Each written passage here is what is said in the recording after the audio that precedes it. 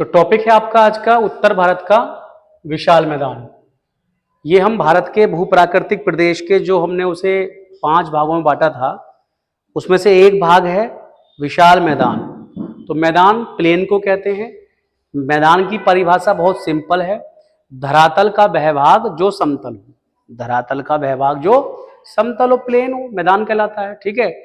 अब ये जो उत्तर भारत का विशाल मैदान है, ये वास्तव में अभी हमने पिछली क्लास में हिमालय पर्वत पढ़ा था। ये हमने क्या पढ़ा था? ये हिमालय। ठीक है, हमने हिमालय पढ़ा था। अब हिमालय और ये नीचे देखिए, ये इस तरह से ये भारत का जो ये वाला पोर्शन है, जिसे आप कहते हैं, क्या कहते हैं? प्रायद्वीपीय भारत। तो हिमालय और प्रायद्वीपीय जो भारत है, अगर हम इसके बीच में जाएं तो इसके बीच में जो ये वाला पोर्शन पड़ेगा, यही कहलाएगा विशाल मैदान। तो सबसे पहले तो आप ये समझिएगा कि विशाल मैदान जो है भारत में, जो उत्तर भारत का विशाल मैदान भी कहलाता है, उसकी लोकेशन कहां पड़ेगी? तो उसकी लोकेशन कहां पड़ेगी? हिमालय और प्रायद्वीपीय भारत के बीच में, पहली चीज। दूसरी चीज, ये जो मैदान है भाई, जो हिमालय है वो पर्वत है और जो प्रायद्वीपीय भारत है वो पठारी क्षेत्र है। मैं अगर आपको बताऊं, ये तो हमारा पर्वत हो गया, पर्वतीय क्षेत्र है ये। और ये जो प्रायद्वीपीय भारत है, ये सारा कैसा है? पठारी क्षेत्र है। अभी हम चर्चा करेंगे, अगली क्लास में हम यही पढ़ेंगे। ठीक है। तो फिर ये मैदान कैसे बना, मतलब पर्वत और पठार के बीच में मैदान कैसे बना, सवाल यहां पर यह है। तो ये मैदान कैसे बना, तो इसका जब हम जवाब ढूंढते हैं तो पता चलता है कि जो हिमालय क्षेत्र है, वहां से बहुत सारी नदियां निकलती हैं। क्या निकलती हैं? नदियां। वे नदियां पर्वतों से जब नीचे की ओर बहती हैं तो अपने साथ गाद, मिट्टी, कूड़ा करकट, जो भी भाई पानी है, जल है, जो भी उसको अपने रास्ते में मिलता है, वो उसको बहाते हुए आगे ले चलता है। यानी नदी के जल में जो अशुद्धियां होती हैं, जो पदार्थ होते हैं, रेता, बजरी, धूल, मिट्टी के कण, उन सबको मिलाकर एक शब्द में अवसाद कहा जाता है। क्या कहते हैं हम लोग? अवसाद। तो अवसाद शब्द जब भी आएगा आप लोगों के सामने, आप लोग इसको क्या मानेंगे? आप लोग इसको मानेंगे कि ये कहीं ना कहीं बात हो रही है नदी के जल की, बल्कि नदी के जल में घुले हुए, ये सॉरी घुले हुए नहीं, नदी के जल में शामिल रेता, बजरी, कूड़ा करकट, ये सब क्या कहलाएगा? अवसाद। बस इन्हीं अवसादों के क्रमशः जमने से, नदियों में जो अवसाद है, इन्हीं अवसादों के क्रमशः जमने से किसका निर्माण होता है? मैदान का निर्माण होता है। ठीक है। तो ये तो आपने समझ ही लिया होगा। अब मैं इसको हटाता हूं और आपको बताता हूं कि कैसे कैसे जो इसका रिटन वर्क है, थोड़ा सा उस पर पहले लिख लेते हैं, फिर आगे जाके इसको हम समझेंगे। ठीक है। देखिए, इसमें हम पहली चीज अवस्थिति बता देंगे इसकी हम, कि कहां पर है। तो अवस्थिति बताने के लिए हम बताएंगे कि हिमालय पर्वतीय क्षेत्र, और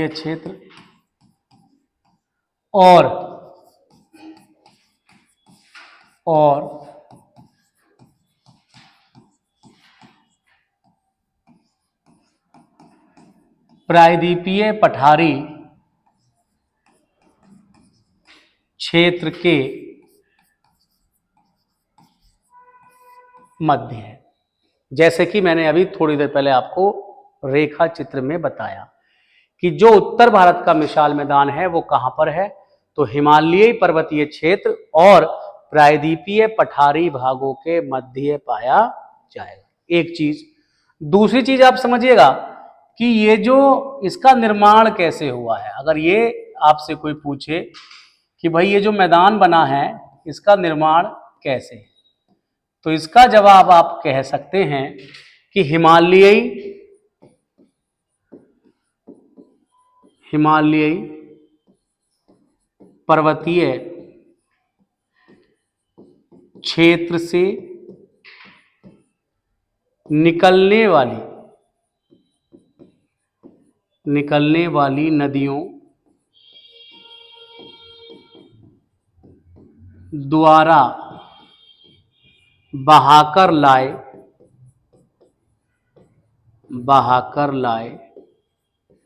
अवसादों के निक्षेपण शब्द यूज करते हैं, वैसे आप ऐसे लिख सकते हैं, अवसादों के निक्षेपण को हम जमाव बोलेंगे। तो हिमालयी पर्वतीय क्षेत्र से निकलने वाली नदियों द्वारा बहाकर लाए गए अवसादों के निक्षेपण से किसका निर्माण हुआ है? इस मैदान का निर्माण हुआ है। ठीक है, कैसे होगा निर्माण इसको हम चित्र द्वारा समझेंगे, लेकिन सबसे पहले आप यही समझें कि दो बातें पहले जानिएगा कि एक तो ये कहां स्थित है, इसकी लोकेशन कहां पड़ेगी, और दूसरा ये जानिएगा कि इसका निर्माण कैसे हुआ है। ठीक, आगे बढ़ें, आप साथ साथ उतार रहे हैं आप साथ साथ। चलिए आगे बढ़ते हैं और देखते हैं कि किस तरह से ये निर्माण होता है, किस तरह से ये चीजें बनती हैं। उतार लिया सबने? यहां तक उतार लिया सबने? ठीक है, उतार लिया। अब देखते हैं, अब आप देखें आगे, अब आप मेरे साथ देखें कि मान लीजिए ये कोई पर्वतीय भाग है, हिमालय ही मानिए इसको, क्या मानेंगे? हिमालय। और इस पर्वत से कोई नदी बह रही है और वो नीचे की ओर आ रही है। अब ये जो नदी बह रही है, जो ये नीचे की ओर आ रही है, तो मैंने बताया कि इस नदी में आपके इसके जल में, भाई यहां से बहेगी इस पर्वत से, तो इस पर्वत की चट्टान को काटेगी। पानी के अंदर ये क्वालिटी होता है, जहां से वो बहता है वहां से वो उस धरातल की कटिंग करता है, उसको काटते हुए बहता है, जिसे अपर्दन कहते हैं। क्या कहते हैं? अपर्दन। अपर्दन का मतलब होता है जहां से जल बह रहा है या जहां से वायु बह रही है, तो वो धरातल की मिट्टी को, चट्टान को काटकर आगे बढ़ा देते हैं। तो जल पर्वत से बहेगा, तो जब ये पर्वत से बहेगा तो पर्वत की चट्टान को अपर्दित करेगा, और ये जो अपर्दित मटेरियल होगा ये इस जल के साथ बहता हुआ आगे की ओर बढ़ेगा। एक चीज अब आप खुद समझिए कि जब नदी पर्वत के चट्टान को काटेगी तो ये पर्वत के बड़े बड़े पत्थरों के रूप में इसका निर्माण करेगी। जो ये अपर्दित मटेरियल होगा ये कैसे होंगे? बड़े बड़े पत्थर। तो जब ये नदी यहां पर है, इस ढाल पर है, तो ये नदी इस ढाल पर आएगी तो अपने साथ बड़े बड़े पत्थरों को बहाकर लाएगी, और जैसे ही ये पत्थर इस धरातलीय यानी इसकी जड़ में आएंगे, इसके पैरों में आएंगे पर्वत के, तो ये पत्थर यहीं पर रुकना शुरू हो जाएंगे। ये पत्थर यहीं पर रुकना, इस तरह से ये पत्थर ऐसे रुकना, बहुत दूर तक पत्थर जो है रुकते हुए चले जाएंगे। अब आप समझिएगा, जब ये पत्थर इस तरह से रुकेंगे तो ये नदी कहीं इन पत्थरों में क्या हो जाएगी? लुप्त हो जाएगी। इनके बीच बीच में बहती हुई आगे बढ़ेगी और आपको प्रॉपर दिखाई नहीं देगी, और फिर अचानक से ये नदी जो है आगे को दिखाई देनी शुरू हो जाएगी।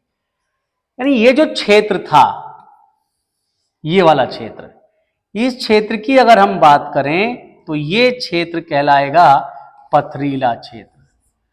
ये बना पथरीला मैदान।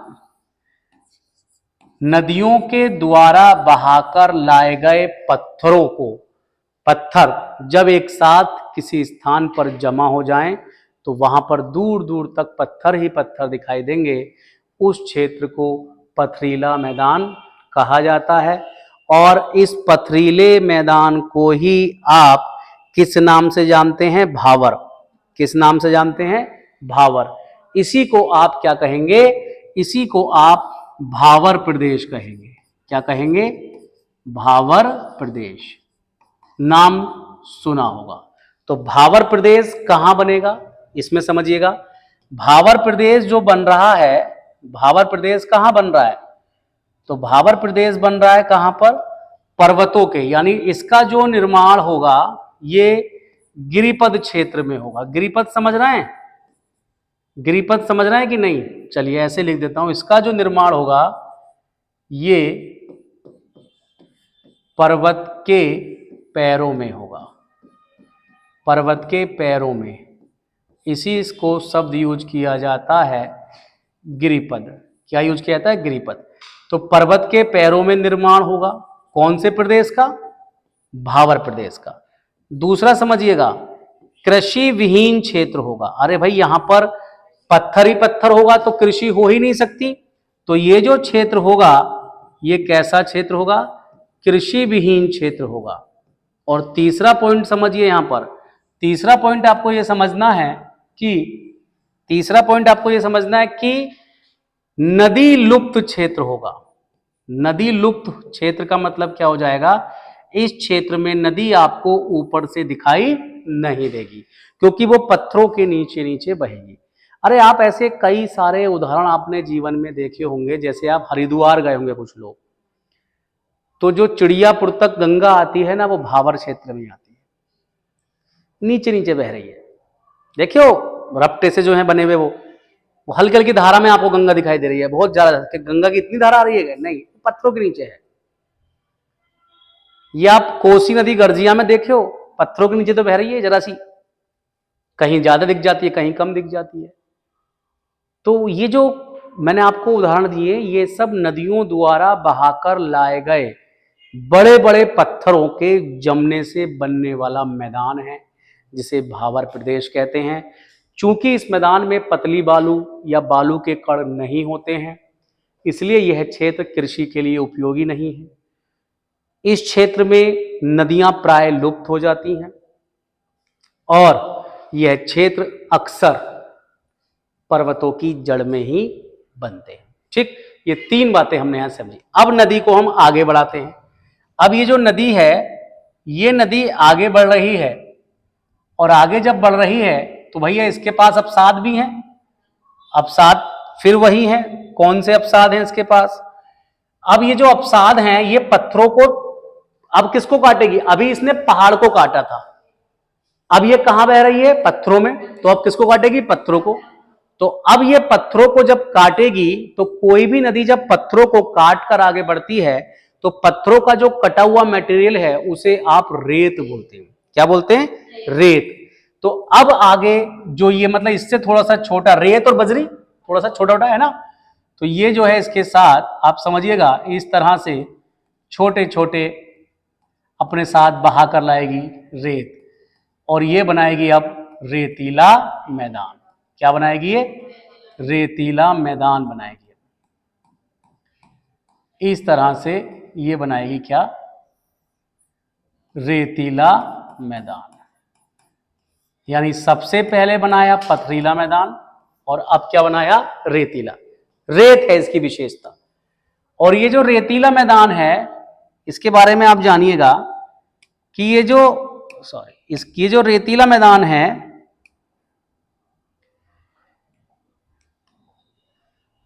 ये सदैव भावर से आगे निर्मित होगा, भावर क्षेत्र से आगे निर्मित होगा। ठीक है।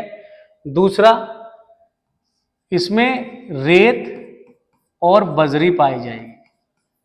क्या पाई जाएगी? रेत और बजरी। तीसरा, नदी पुनः दिखाई देगी। पुनः दिखाई किस क्षेत्र में देगी? यहां भाई, यहां पत्थर से निकल के बाहर आ गई। और एक चीज और जानिएगा, ये कृषि क्षेत्र होगा, यानी कुछ फसलों के लिए जैसे गन्ना और चावल, बेसिकली गन्ना, ठीक है, गन्ना या उन फसलों के लिए जिनको तराई यानी भूमि में जल अधिक मात्रा में चाहिए, जिनको विकसित होने के लिए जल प्रचुर मात्रा में चाहिए, वैसी फसलों की खेती तराई क्षेत्रों में होती है। ठीक है भाई। अभी नदी और आगे बढ़ेगी।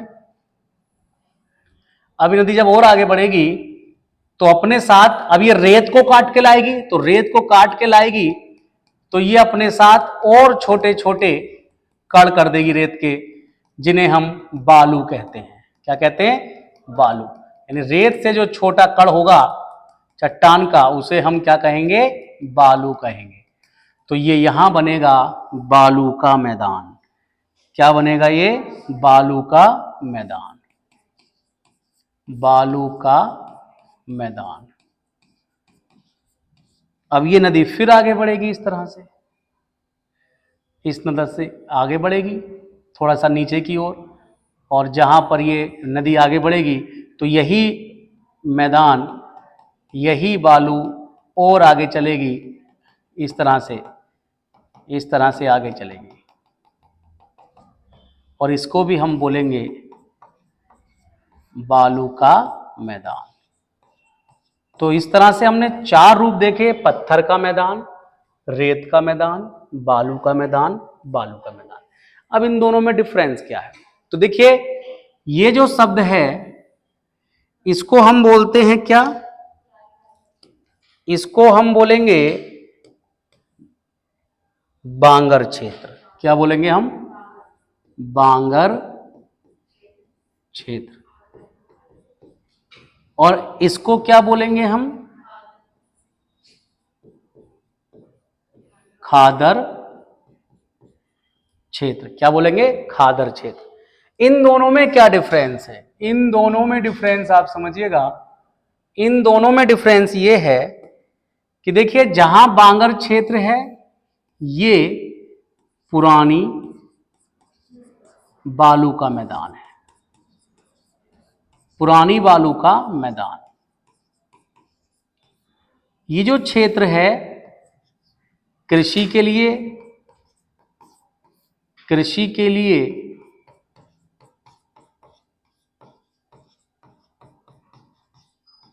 उपजाऊ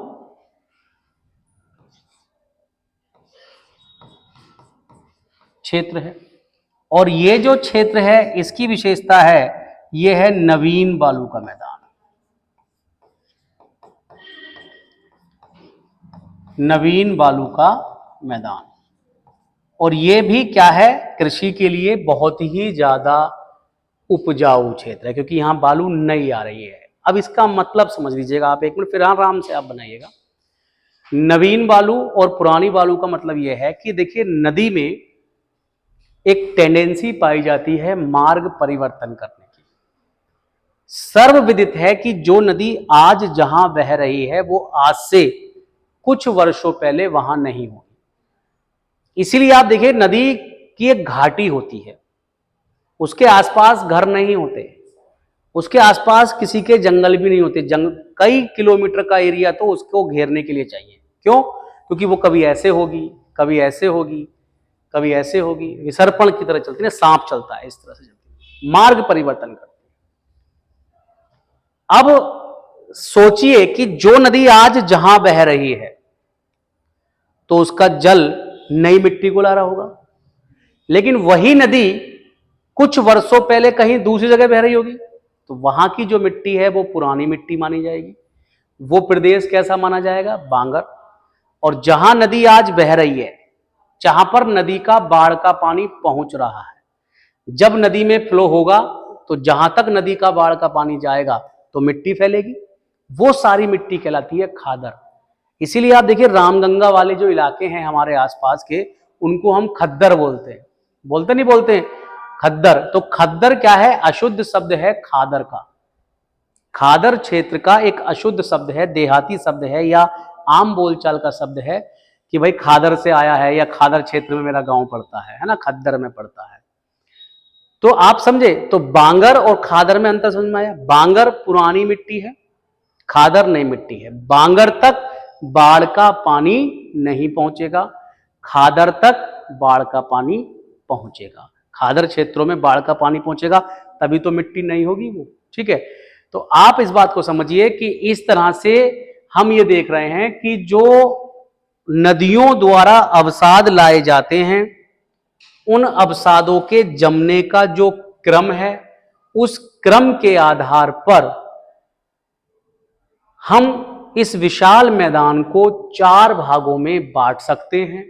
नंबर 1 भावर प्रदेश, नंबर 2 इसका तो नाम ही लिखा, हमने बताया भी नहीं आपने, तराई क्षेत्र कहलाएगा। ये क्या कहलाएगा? तराई प्रदेश। 4 भाग कौन कौन से हैं समझिएगा? भावर प्रदेश, तराई प्रदेश, बांगर प्रदेश और खादर प्रदेश।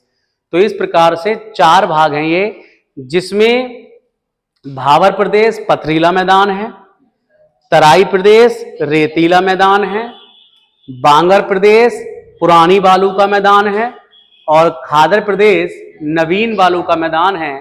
नवीन बालू का मतलब हो गया जहां पर वर्तमान में नदी बह रही है और अपने साथ नई नई मिट्टी को लेकर आ रही है। ठीक है, बनाते रहिएगा, साथ में बनाइए इसको। अब इसमें कुछ शब्द होते हैं, उन शब्दों पर भी चर्चा कर लेनी चाहिए।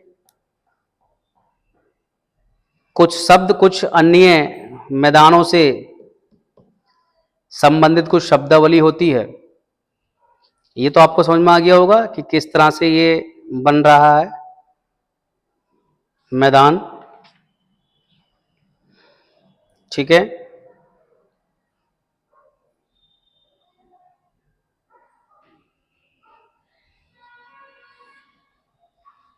आगे बढ़ते हैं। कुछ छोटी छोटी शब्दावलियां हैं जो आपसे पूछता रहता है, उन पे चर्चा कर लेते हैं। तो विशाल मैदान या मैदानों से संबंधित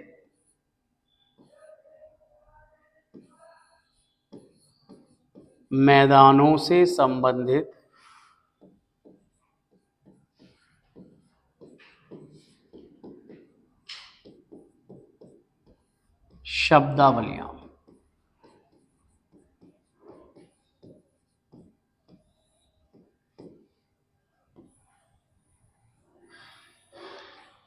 जैसे एक नाम इसमें आपने सुना होगा, बारिंद क्षेत्र। एक नाम है बारिंद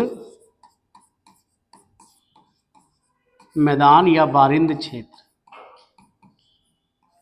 तो आप कह सकते हैं कि पश्चिमी बंगाल में पाया जाएगा।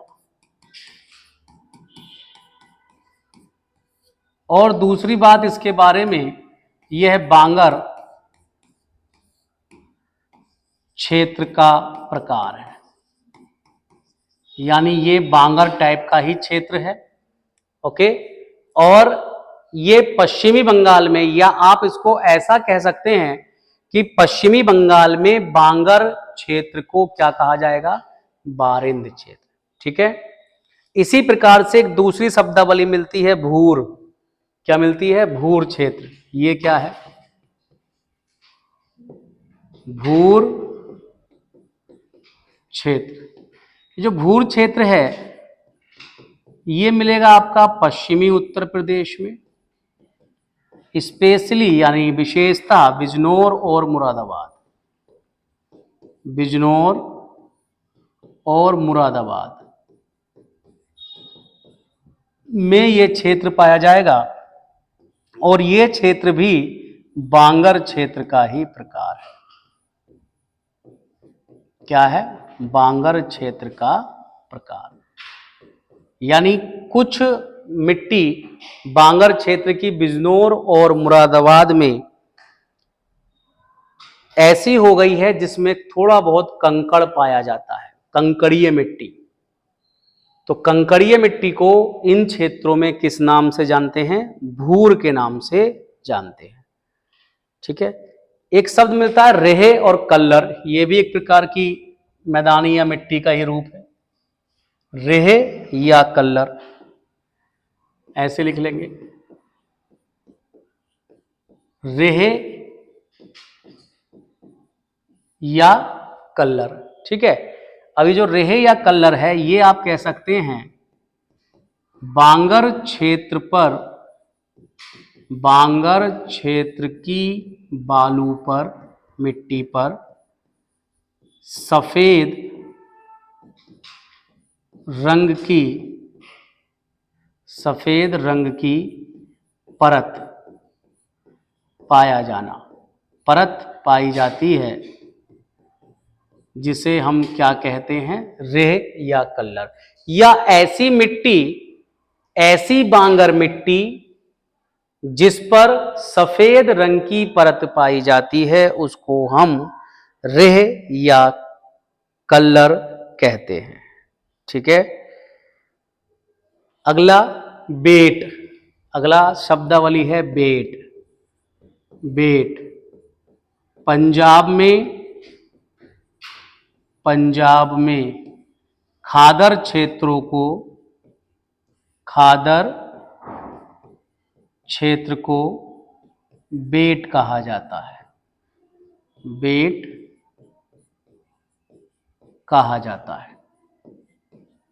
तो ये आप समझते चलें, कुछ शब्दावलियां हैं, ये बार बार आपसे एग्जाम में आती रहती हैं, तो इसलिए मैं आपको बता दे रहा हूं, लिखते चलेंगे सब चीजें। इसके अलावा, इसके अलावा लिख लेंगे धोरोस, धोरोस। धोरोस क्या है? तो धोरोस जो होते हैं,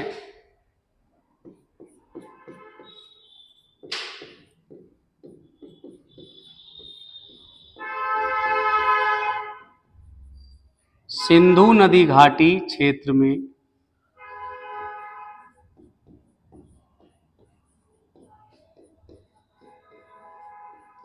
मैदानों में पाई जाने वाली, मैदानों में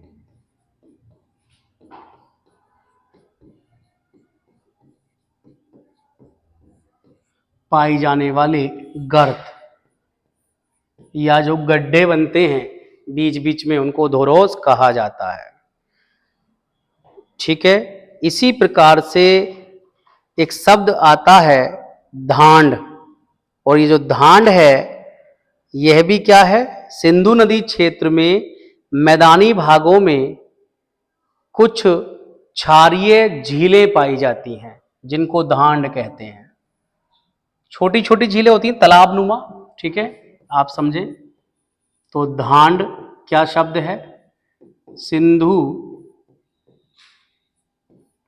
नदी घाटी क्षेत्र में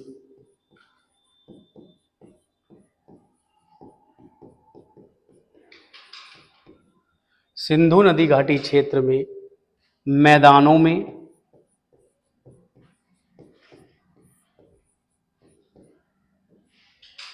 क्षारीय झील क्या कहलाती है? धांड कहलाती है। स्थानीय लोग इनको धांड बोलते हैं। ठीक है, ये समझिएगा आप।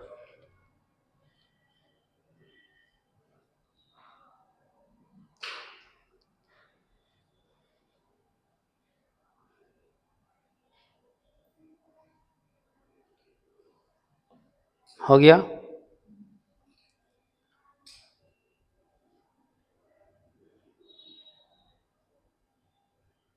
इसी प्रकार से आप देखिएगा कि जो मैंने आपको ये धोरोस और धांड पढ़ाया है सिंधु नदी क्षेत्र में, अगर यही शब्दावली हम गंगा नदी घाटी में प्रयोग करें, तो गंगा नदी घाटी में जो गड्ढे बनेंगे, गर्त बनेंगे, उनको जल्ला कहा जाएगा, और जो झीलें बनेंगी, जो जल से भरी हुई भूमि होगी, उसे बील कहा जाएगा। तो जल्ला और बील भी लिख लेते हैं यहीं पर। ठीक है, जल्ला और बील। जल्ला क्या है और बील क्या है, दोनों लिख लेते हैं। गंगा नदी घाटी क्षेत्र में मैदानों में मैदानों में जो गड्ढे बनते हैं, जो गर्त बनती है, वो जल्ला कहलाते हैं। और बील गंगा